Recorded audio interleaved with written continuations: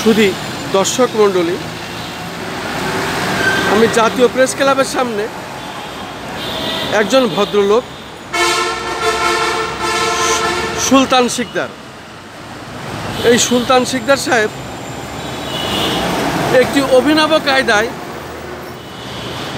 উনি ওনার গলায় একটি রিফ্লেট ঝুলিয়েছেন এবং সেখানে উনি লিখেছেন, আমি একটি কিডনি বিক্রি করতে চাই, রক্তের গ্রুপ বি পজিটিভ, প্রয়োজনে মোবাইল নাম্বার।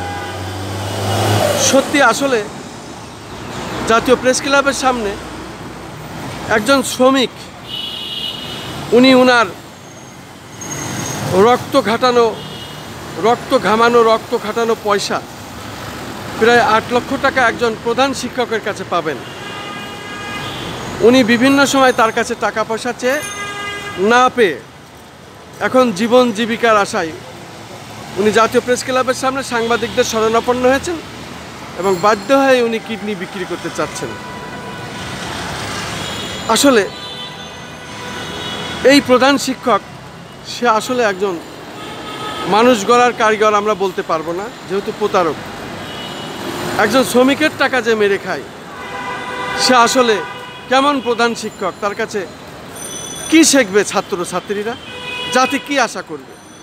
ঠিক এমনই একজন ভদ্রলোকের কাছে আমি জানতে চাচ্ছি, আপনি আপনার বর্ণনাটা, নাম পরিচয় দিয়ে একটু বলুন। আমার নাম মোহাম্মদ সুলতান শিকদার, আমি একজন নির্মাণ শ্রমিক।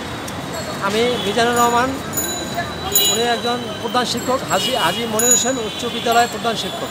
ওনার বাড়িতে আমি কাজ করছি। উনি আমার 15 লক্ষ টাকার মালামাল জব্দ করে রাখছে জোরপূর্বক, আওয়ামী লীগের নাম ভাঙাইয়ে। আর আমি পাওনা টাকা প্রায় 8-9 লক্ষ টাকা, আমার পাওনা টাকা লেবার বিল উনি দিচ্ছে না।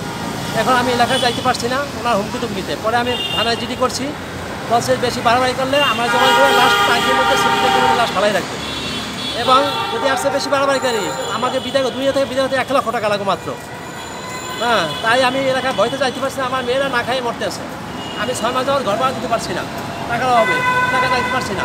আমার মেয়েরা ভাতের জন্য কান্না করে আমার কাছে, তখন তো আমার কিছু করার থাকে না। এখন আমি বিক্রি করা ছাড়া এই মুহূর্তে আমার কোনো পথ নাই। তাই আমি মাননীয় প্রধানমন্ত্রীর কাছে আকুল আবেদন করছি যে আমার বিষয়টি উনি নজরে নিয়ে, ঠিক আছে, উনি তদন্ত সাপেক্ষে সব ব্যবস্থা করে, যাতে আমি মালামাল ফিরে পাই এবং আমি টাকা পয়সা ফিরে পাই, আমি বাচ্চা কাছে নিয়ে বাঁচতে পারি। আমার কোনো ছেলে নাই, আমার আয়ের উৎস একমাত্র আমি।